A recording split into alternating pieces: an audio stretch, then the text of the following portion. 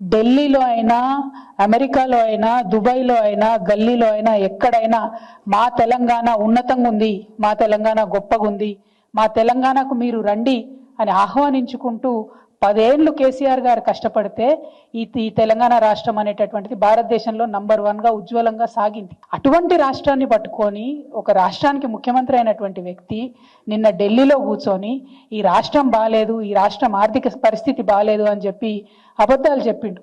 మన కర్మ ఏంటంటే ఆయన మన ముఖ్యమంత్రి గారు కావడం.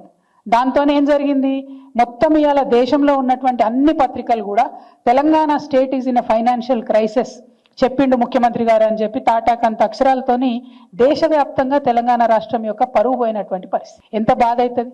ఒక తల్లి ఒక బిడ్డని కంటే ఎంత ప్రసవ వేదన పడుతుందో తెలంగాణ సమాజం అంత ప్రసవ వేదన పడితే వందలాది మంది బిడ్డలు చచ్చిపోతే వచ్చినటువంటి రాష్ట్రం తెలంగాణ రాష్ట్రం. ఆ రాష్ట్ర సాధనలో పాత్ర లేదు కాబట్టే మన ముఖ్యమంత్రి గారికి ఈ ఇసుమంతా కూడా నొప్పి కానీ బాధ కానీ తెలంగాణ రాష్ట్రం పట్ల గౌరవం కానీ లేదు. ఆర్బీఐ బాజాప్తా చెప్పింది.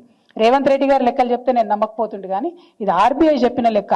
దీని ప్రకారమే యావరేజ్గా 3,000 కోట్లు రాష్ట్ర ప్రభుత్వం ఖర్చు పెడుతుంది. అంటే మరి ముఖ్యమంత్రి గారికి ఈ లెక్క తెలియదా? ఎవరు ఖర్చు పెడుతున్నారు, ఇది ఎక్కడ ఖర్చు అవుతుంది, ఈ విషయం మీద ముఖ్యమంత్రి గారికి అవగాహన లేదా? వారు క్లారిటీ ఇవ్వాలి. ఎందుకంటే మీరు నేషనల్ మీడియాలో కూర్చొని ఒక ముఖ్యమంత్రి స్థాయి అయి ఉండి 500 కోట్లు కూడా నేను ఖర్చు పెట్టలేకపోతున్నా అని చెప్తున్నాను. ఎందుకు ఈ మాట చెప్పిండు ముఖ్యమంత్రి గారు అంటే ఆ వ్యక్తి ఆ విలేకరు అడిగిండు, ఏమైనా మీరు మహిళలకు డబ్బులు ఇస్తామంటారు, రైతులకు ఇస్తామంటారు, ఉద్యోగాలు ఇస్తామంటారు, ఇవన్నీ చెప్పొచ్చిండ్రు, ఇన్ని సంక్షేమ పథకాలు చేపడతామని చెప్పొచ్చిరు కదా, మరి మీరు ఎందుకు ఇస్తలేరు మహిళలకు 2,500 అని అడిగితే అది తప్పించుకోవడానికి అప్పటికప్పుడు బయటపడడానికి ఏం చెప్తాడంటే 500 కోట్ల కన్నా ఎక్కువ ఖర్చు పెట్టడం నా దగ్గర డబ్బులు లేవు, మా రాష్ట్రం బాగలేదు, మా రాష్ట్రం ఫైనాన్షియల్ సిచ్యువేషన్ బాగాలేదని చెప్పారు. ఇంతకన్నా దౌర్భాగ్యం ఉంటుందా? నీకు నికరంగా ఆదాయం 12,000 కోట్లు వస్తున్నాయి, 18,800 కోట్లలో 6,000 ఖర్చు పెట్టంగా 12,000 కోట్లు మిగులుతున్నాయి, 3,000 కోట్లు ఆల్రెడీ మీరు స్పెండ్ చేస్తున్నారని ఆర్బీఐ లెక్కలు చెప్తుంది. ఇంత దౌర్భాగ్యం ఏందని చెప్పి నేను ముఖ్యమంత్రి గారిని నేను ప్రశ్నిస్తా ఉన్నా. దరిద్రం అనేటటువంటిది మన ఆలోచనలనే ఉంటుంది, తెలంగాణ రాష్ట్రంలో లేదు.